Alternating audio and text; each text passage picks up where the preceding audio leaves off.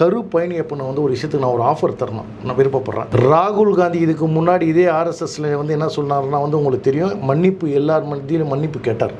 ஏன்னா இதே வந்து ஆர்எஸ்எஸ் தான் நீங்கள் சொன்ன மாதிரி காந்தியை வந்து கொலையில் வந்து ஆர்எஸ்எஸ்க்கு தொடர்புன்னு சொல்லும் போது மன்னிப்பு கேட்டார். இன்றைக்கி வந்து இவர் இந்த இடத்துல மறுபடியும் மேடையில் பேசுகிறதால நான் ஒரு விஷயத்த சொல்லணும்னு கடமைப்பட்டிருக்கிறேன். ராகுல் காந்தியாக இருக்கட்டும், கருப்பயணியப்பனாக இருக்கட்டும், கம்யூனிஸ்டாக இருக்கட்டும், திமுகவாக இருக்கட்டும், இல்லை காங்கிரஸாக இருக்கட்டும், இல்லை சில இஸ்லாமிய அமைப்புகளாக இருக்கட்டும், நீங்களுக்கு நான் வந்து என்ன சொல்கிறேன், நீங்கள் ஆர்எஸ்எஸில் வந்து போய் ஒரு 16 நாள் வந்து வந்து தங்கி அவங்களோட வந்து நடைமுறையை வந்து பின்பற்றுங்க. தயவு செய்து அந்த ஆர்எஸ்எஸ் பள்ளிக்கூடத்தில் போய் நீங்கள் பயிற்சி எடுக்கணும். நான் ஒரு விஷயத்தை மட்டும் உத்தரவாதம் கொடுக்குறேன், நீங்கள் அங்கே போகும்போது எந்த கட்சியிலேருந்து வந்தீங்க கேட்க மாட்டாங்க. நீங்கள் அந்த 16 நாள் பயிற்சி எடுத்து நீங்கள் உங்கள் கட்சியிலேயே போய் உங்கள் மக்களுக்கு சேவை செய்யுங்க.